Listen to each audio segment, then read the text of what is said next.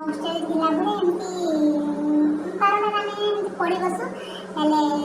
तो मेस था मेस रो बारंडा आमे माने पड़ी बसु आमे सेतबे 9 क्लास पढुदिलो ना ना 8 क्लास पढुदिलो हेले से कोबाटा ताला मोराइते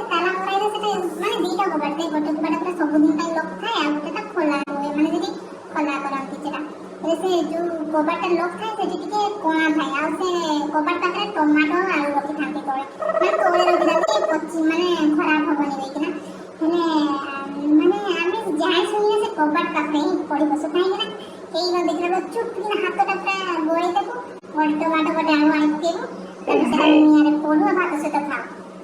माने एक क्लास में चोरणी काम करते तापरे पुनी जान को मार गाड़ी देबो जे काई ना डेली हॉस्टल जान भलो खाइबा दिया होइनी सेति पई आमे सेमती काम करबो पुडो आ सेटा को हम भात से त सेटा बहुत टेस्ट लागे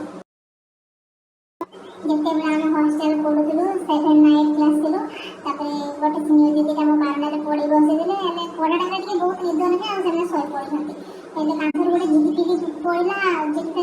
टाइम रे पइला गोटे छोरा डोरी ना दौड़ी देला तो आमे माने समस्त भाबी छु भूत तापरे सोना ताकू देखि ना हम भी दौड़ी छु ते रेंज रे माने सते जेमिति माने रनिंग चली माने किछि नोबेल प्राइज मिलिबो ओह नो दौड़